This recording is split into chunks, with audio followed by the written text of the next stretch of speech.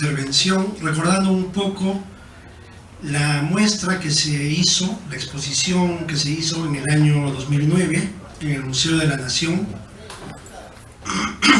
organizada en ese entonces por lo que era el Instituto Nacional de Cultura, el INC, ¿no? Hoy Ministerio de Cultura, y que fue una muestra dedicada a Humareda que duró aproximadamente 3 meses.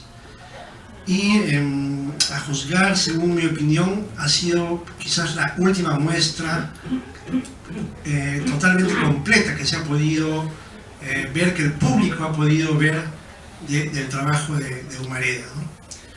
Quizás es también la única exposición que ha tenido estas características, ¿no? Porque en principio el público, la gente, los fans, digamos, los seguidores de Humareda pudieron tener a disposición en esta exposición los cuadros, apreciar los cuadros de Humareda, sobre todo los óleos, ¿no?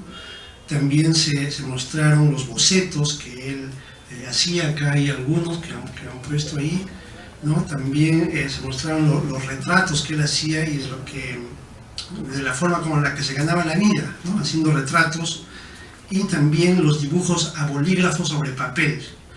Entonces fue una exposición que nos enseñó el trabajo de Humareda, no solo en la cuestión plástica, digamos, en el óleo, sino, digamos, los trabajos iniciales, los trabajos previos a cómo llegaba a un cuadro final, ¿no? Pero además de eso también se mostraron las libretas de apuntes. Sabemos que Humareda en los últimos años ya no podía hablar debido a este cáncer a la garganta terminal que finalmente lo mandó a la tumba, ¿no? Y que se comunicaba a través de unas pequeñas libretas donde escribía, ¿no? Y esa era su forma de comunicación. También se mostraron algunas de estas libretas, ¿no? También se mostró el caballete en el que pintaba, justamente el caballete del que hablaban hace unos momentos, ¿no? Y junto con el caballete, los dos sombreros que tenía, el sombrero bombín y el de copa, y además la caja de utensilios de su pintura, así los pinceles, quizás los chisguetes de los óleos, en fin, ¿no? Recuerdo que también estuvo el señor Sierra en esa exposición. Yo tengo una foto donde está ahí parado junto al atrio de Humareda. Bien, todos estos objetos y estos cuadros pertenecen a colecciones privadas, ¿no? Tanto de algunas personas como pintores, ya el mencionado Julio Garro, entre otros Alberto Feijó, Rafael Hidalgo, Judith Figueroa, Eduardo Moll, Hermann Schwartz, y también algunas instituciones como el Banco de Crédito del Perú, el IFNA y el Banco Central de Reserva del Perú. Es decir, que la obra de Humareda pertenece a colecciones, actualmente pertenece a colecciones privadas o a coleccionistas particulares, ¿no? Y esto hacía que yo me preguntara qué tan difícil es hoy en día poder conseguir un cuadro de Humareda, si es que uno quisiera tener un cuadro de Humareda en su sala, ¿no? Siempre que voy a Puno y siempre que me encuentro con amigos en Lampa, les pregunto, ¿y quién en Lampa tiene un cuadro de Humareda? Y no hay una sola persona que en Lampa tenga un cuadro de Humareda, ¿no? Igual, ahora los cuadros de Humareda están valorizados me imagino que al menos $20.000 el precio más mínimo, ¿no? De manera que ha ido creciendo el prestigio y la calidad de su obra, y el mismo hecho de que los cuadros no sean, digamos, de conseguir tan fácil, ha hecho que también los precios crezcan. También he tenido noticias hace unos 5 años que hubo todo un tráfico de obras falsificadas de Humareda, ¿no? Digamos, en este mercado negro de lo que a veces la pintura peruana camina, ¿no? Entonces, quería empezar esto porque mencionando de que hace falta, digamos, ahora que se creen estos espacios, si bien ahora acá se está haciendo una revaloración de la obra, de la vida de Humareda, pero falta poder ver la obra en directo, ¿no? Entonces, por eso mencionaba esta exposición del año 2009. Yo no voy a hablar tanto sobre los datos biográficos y sobre todo esa, digamos, aura de leyenda que como todo pintor, artista excéntrico, ¿no? Se creó en torno a Humareda. Seguramente muchas cosas sean ciertas, otras ya pertenezcan al mito, a la leyenda, en fin.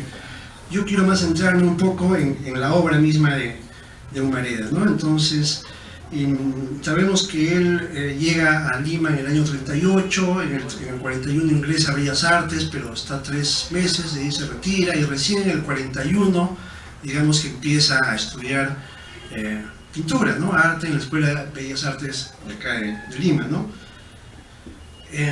Estudia en Bellas Artes desde el año 41, desde el 42, desde el 41 al 46. Entonces, en estos 5 años, 6 años, es donde él empieza a pintar. Y acá me gustaría enseñarles los primeros cuadros de Humareda, ¿no? Porque normalmente nosotros conocemos y tenemos en nuestro imaginario los referentes de Humareda, sobre todo la figura del arlequín, ¿no? O si no, estos cuadros sobre las corridas de toros, quizás, o estos paisajes de las procesiones, ¿no? Pero sobre todo es la figura del arlequín. Pero Humareda no empezó pintando arlequines, ¿no? Entonces, acá en este libro que fue publicado por Roberto Moll, yo quería enseñarles, porque me parece importante para conocer un poco los inicios de la pintura de Humareda, ¿no? Entonces, aquí, por ejemplo, podemos ver el primer cuadro, al menos oficialmente registrado, de Humareda, ¿no? Que si ustedes se fijan, no hay nada de lo que normalmente estamos acostumbrados a ver de los cuadros de Humareda, ¿no? Es más que todo un paisaje europeo de la escuela flamenca, ¿no? Pero de alguna manera podemos percibir de alguna manera el trazo, ¿no? Que ya Humareda empieza a perfilar. Y esto lo vemos de mejor manera en otro de sus siguientes cuadros, que se llama Los Camioneros, ¿no? Donde es una calle de la Parada, y donde aquí sí ya podemos ver, digamos, al menos las formas de los camioneros, justamente de estos hombres, ¿no? Que después vamos a encontrar en sus cuadros de los arlequines o de los toreros, ¿no? Entonces, este cuadro es del año 42, ¿no? Entonces, estos vendrían a ser los primeros cuadros de Humareda donde ya se pueden trazar, digamos, o se pueden encontrar los primeros trazos de lo que va a ser su pintura, ¿no? Y acá un poco como que ya se consolida, ¿no? En este cuadro que es Procesión en Lampa. Igualito pueden ver los colores, siempre los ocres y los cafés, ¿no? Esos colores medio oscuros de los que siempre, digamos, se enamoró, ¿no? Entonces, estos primeros cuadros creo que son importantes porque nos ayudan a comprender un poco cómo nació la obra de Humareda, ¿no? Hacia dónde se enfocaba y por qué estaba en esta búsqueda de encontrar un estilo, ¿no? Entonces, estos primeros cuadros son los que hace siendo estudiante de Bellas Artes, ¿no? Después, acá también he encontrado, o acá también está registrado, el primer cuadro, que ya es en la década también del 42 al 49, donde podemos encontrar el primer arlequín, o en todo caso lo que va a ser los futuros arlequines, ¿no? Que es el cuadro Arlequín con gato. De este lado, ¿no? Entonces vemos ahí un hombre sentado donde ya está, digamos, la primera forma de lo que va a ser el futuro arlequín, ¿no? Son sus primeros, digamos, cuadros. También sabemos que Humareda hizo bastantes desnudos, ¿no? Entonces aquí también tengo el primer desnudo que hace de esta serie, ¿no? Que es Desnudo con gato. Acá lo pueden ver. Entonces, estos cuadros pertenecen a la década del 40. Luego, Humareda empieza a pintar ya, digamos, dueño de su estilo y de su color, y de sus colores, ¿no? Porque hay una frase que dice, ¿no? Que está citada en este libro, que dice: toda mi vida gira alrededor de un único pensamiento, dominar el color. Entonces, esto nos trae a la mente cómo era la lucha, digamos, de Humareda con la pintura, ¿no? No solamente digamos, pintar ahí en su habitación del Hotel Lima, ¿no? Sino había una constante lucha creativa con el color que le impulsaba a poder dominar justamente el color, ¿no? Entonces, esta lucha, justamente gracias a esta lucha que él sostiene con los colores, es que finalmente realiza toda esta obra que hoy nosotros podemos apreciar y disfrutar con mucho placer, ¿no? De esta manera, Humareda pinta también dentro de su gran obra, que además, sobre todo en la década del 60 y del 70, es donde más produce, ¿no? Y además donde más expone. Se han contabilizado 19 exposiciones individuales entre el 52 y el año 84, y un sinfín de exposiciones colectivas en las que él participaba, digamos, a menudo, ¿no? Además de 2 exposiciones en el extranjero, una en Buenos Aires en el año 51 y una en Viña del Mar, en Chile, en el año 58. Humareda también pinta esta serie de las fiestas populares, de las procesiones, ¿no? Encontramos cuadros donde, por ejemplo, las peleas de gallos o digamos, las fiestas que se hacen alrededor de las procesiones. Tenía especial fijación por la procesión del Señor de los Milagros, aunque también encontramos procesiones de otras ciudades, ¿no? Luego tenemos cuadros dedicados a la tauromaquia también, ya la sobrina nieta, ¿sí? Ha contado digamos, el gusto que tenía a través de la televisión por la tauromaquia, ¿no? Luego encontramos casonas, ¿no? Por ejemplo, este cuadro el que está allá, que es la esquina del Cordano, ¿no? En el centro de Lima, a un costado del Palacio de Gobierno, y luego este famoso cuadro que es el último que pinta, que es la Quinta Jeren de noche, que lo termina 3 días antes de morir, ¿no?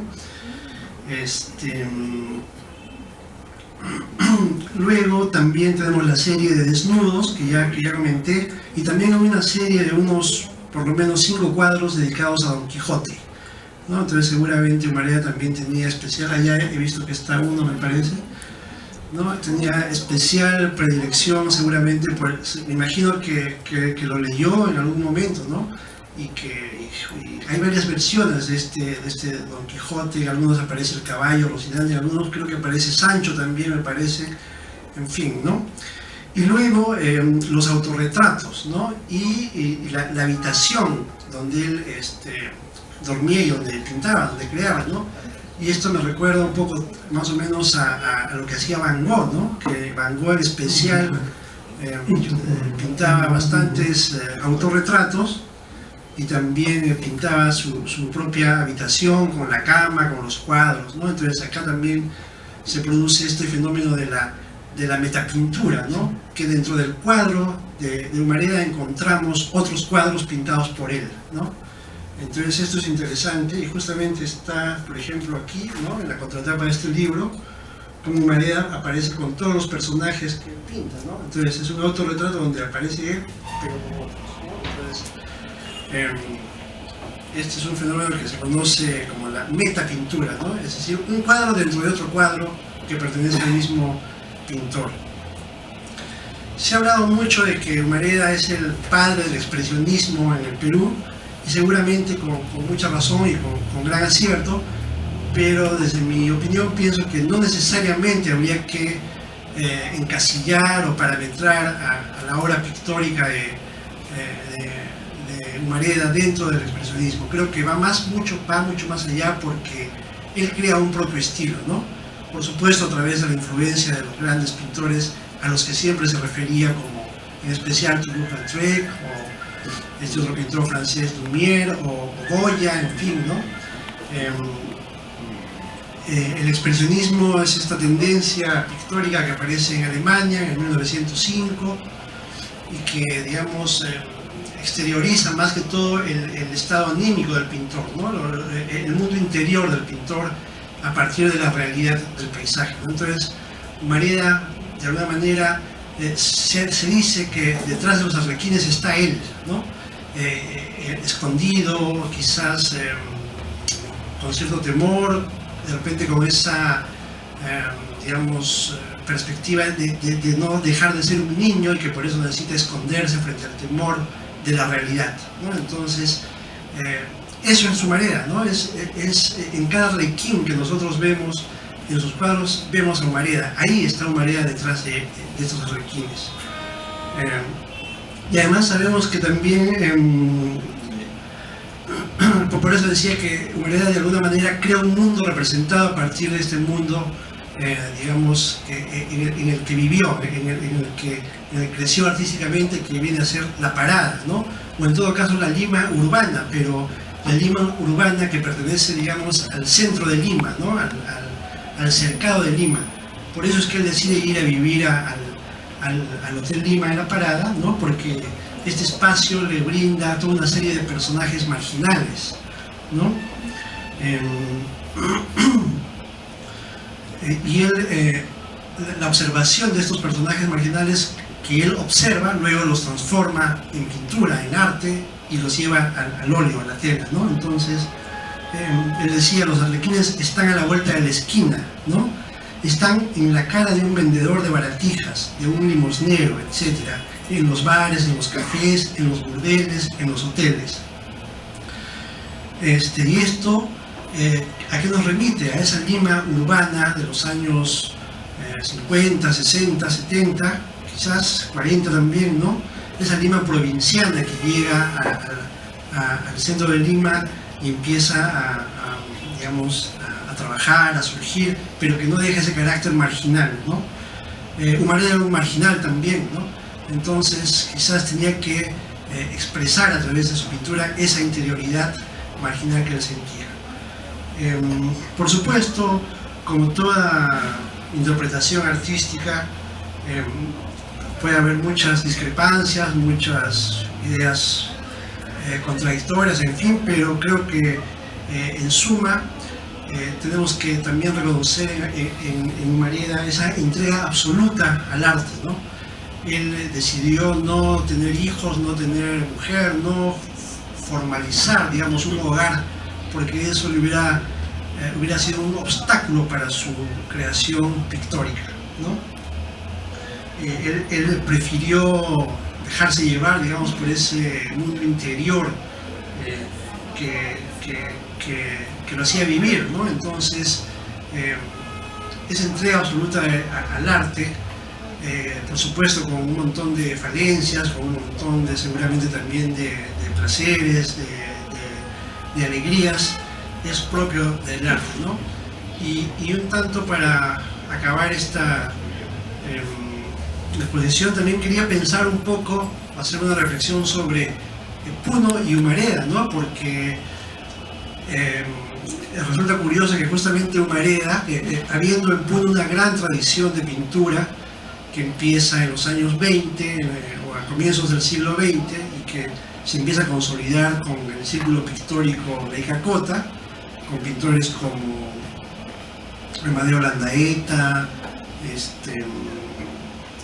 Florentino Sosa, aquí el papá de Carlos Rubina, ¿no? Carlos Rubina Burgos, que son pintores indigenistas, ¿no? en la década del 30 y del 40. Entonces, ¿por qué Humareda decide a los 18 años salir de Lampa y venir a Lima y no le interesa en absoluto Puno, ¿no? O al menos de alguna manera juntarse, reunirse con estos pintores indigenistas de los años 40? Una de las ideas posibles es que justamente a los 18 años era un muchacho que veía quizás un poco a estos pintores del grupo La Icacota ya un poco mayores, ya digamos encasillados en la técnica de la, digamos, en la pintura indigenista, y él no quería hacer eso, ¿no? Entonces prefirió venir a Lima. De hecho, que una de las razones por las que viene a Lima es porque quería estudiar pintura. Al menos eso es lo que está escrito en varios libros, ¿no? Y para ser alumno de Bellas Artes. Entonces, y también no encontramos, digamos, muchas obras dedicadas a Puno dentro de la gran obra de Humareda, ¿no? Por supuesto hay cuadros a Lampa o a la Diablada Puneña, por ejemplo, ¿no? Pero no es, pues, digamos, el corpus, digamos, de la pintura de Humareda, Puno o Lampa, ¿no? Entonces, Me imagino que porque él tuvo esa intención de salir de la